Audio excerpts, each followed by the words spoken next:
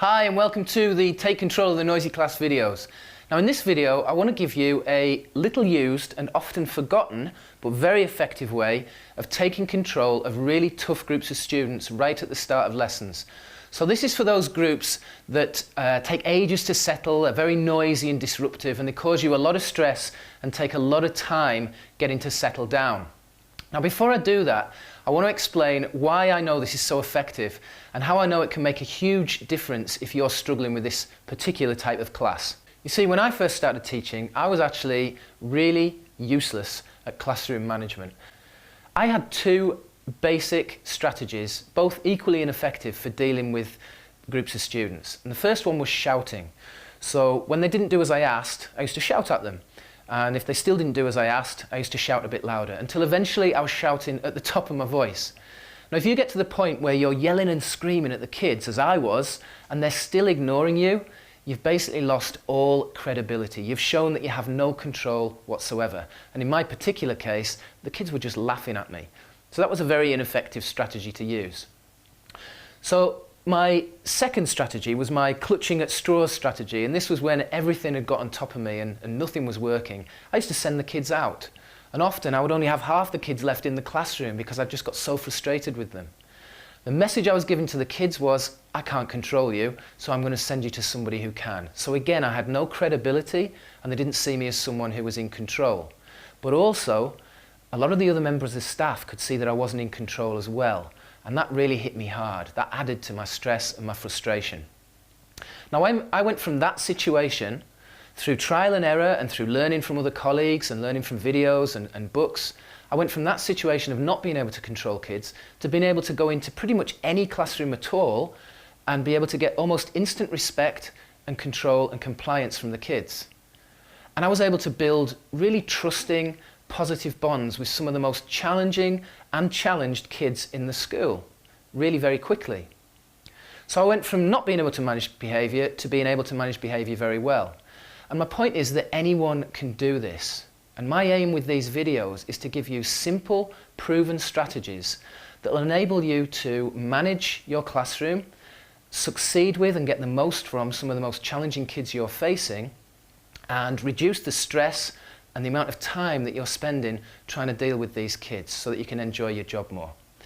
So with that said, let's get on to our first video, which is our little used and often forgotten strategy for taking control of tough groups right at the start of the class. So first of all, let's have a look at what's going on. Why do some groups take so much longer to settle down than others right at the start of the lessons? And I'm going to use this rather fantastic drawing as an example. So here we have our classroom and we have our group of students outside the room. And let's imagine that this is quite a loud bunch. This is quite a boisterous group of students. So there's a bit of talking going on. We'll put a speech bubble there, but we'll do it with a pen that works. Classroom Management 101, you must always have a marker pen that actually writes on the board. So we'll put our little speech bubbles on just to show that there's a bit of talking going on. There might be some pushing and shoving, a bit of larking about. We might even have the odd expletive coming out, particularly if it's an older group. So I'll put the internationally recognised symbol for I am a rude child up there. Just so you get the picture that this is a loud group of students outside the classroom. Now at some point they're going to go in the room and they're going to push their way in and shove their way in. There might be one or two lagging behind. But the point is they're going into that classroom out of control. And when you get them in that classroom, you've then got to spend your time settling them down and getting them ready to learn. That's going to take you a long time because at this point these kids are still in party mode. Okay, they may have come from a really fun, active lesson, they may have come from PE, or they may have just been talking over break, or they may have just been chatting through the corridors as they're walking towards your classroom. The point is that they are not ready to immediately settle down, ready to learn at this point. Now, from a psychological point of view, if you let those kids in when they're out of control, there's an imbalance of power. They are entering your classroom on their terms, and that's where a lot of the problems lie. If they're coming into your classroom not fully under your control, there's an imbalance of power and they're not going to listen to your instructions. They'll have no regard for your rules. So what's the solution?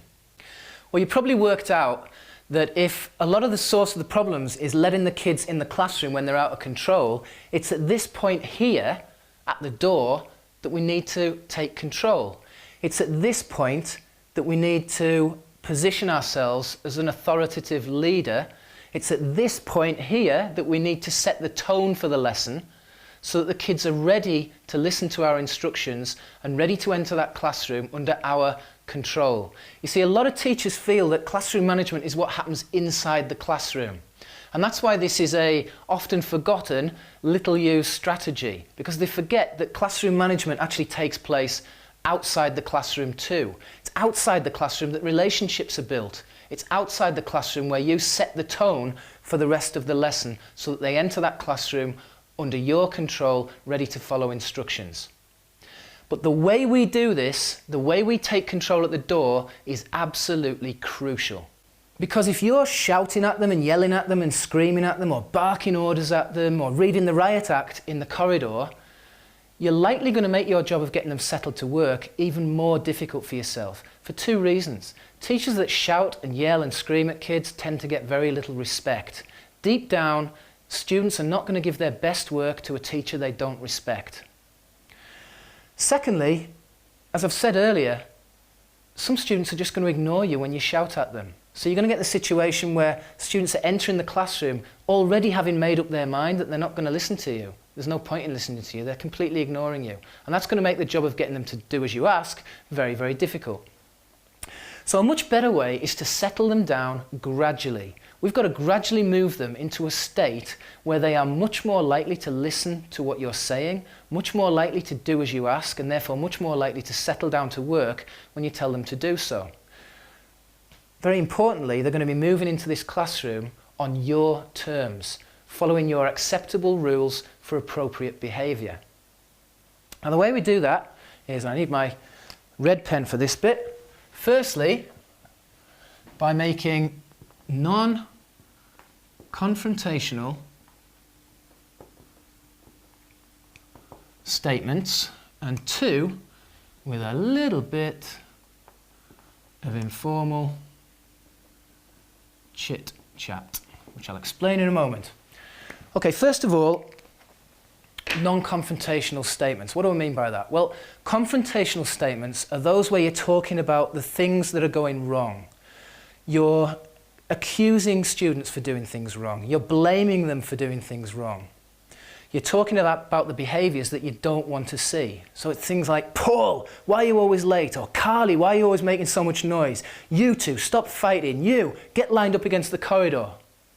We're talking about things that we don't want to see, and it basically just reinforces that behaviour and sets a very negative tone for the rest of the lesson. Non-confrontational statements are reinforcing the things that we do want to see. So it's reminding students about the things that they are doing right and encouraging others to do it right as well. So Paul, thanks very much for being on time. I see you've got a pen as well, brilliant. Let's have you lined up quietly with everyone else, brilliant. What a great group. We've got all this lot lined up perfectly. We're just waiting for a few more to line up as well. Carly, I'm so pleased that you've settled right down. You look as if you're ready to come in and start work. Thank you very much. Those sorts of statements are going to reinforce those behaviours that we do want to see. Now secondly, we've got informal chit-chat. And there's no doubt that teachers who are comfortable chatting with their students outside the classroom, in the bus queue or at break time, in the corridors, tend to get much more respect from their students and tend to find students responding much more positively to them. So you need to be able to chat with your students comfortably outside the classroom. It's also a great time to divide and conquer. So rather than trying to address the whole group at once, you're just moving through small groups and chatting to small groups and individual students. Now, if you're not comfortable chatting with your students, and you really need to be, you need to get into kid culture. Start watching the films they watch. Start watching the TV programs they watch. Look at the fashions. Look at the jokes, the humour that they're into. And then you're down on their wavelength. You can't expect them to come up to your wavelength. You've got to get down to theirs if you want their respect.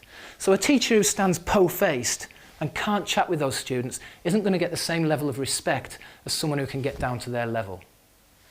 Now, you'll find that when you follow this process of non-confrontational reminders about what you do want to see and a little bit of informal chit-chat, you very quickly see this group start to settle down into a more manageable frame of mind.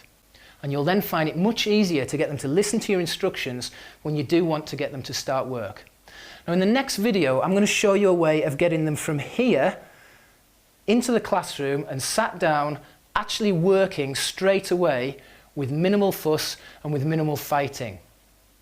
And I'm also going to show you how we deal with those students who don't settle down straight away and don't follow your instructions. So make sure you watch out for the next video, and please, if you've enjoyed this one, please leave a comment in the box below. Okay, I'll see you on the next page.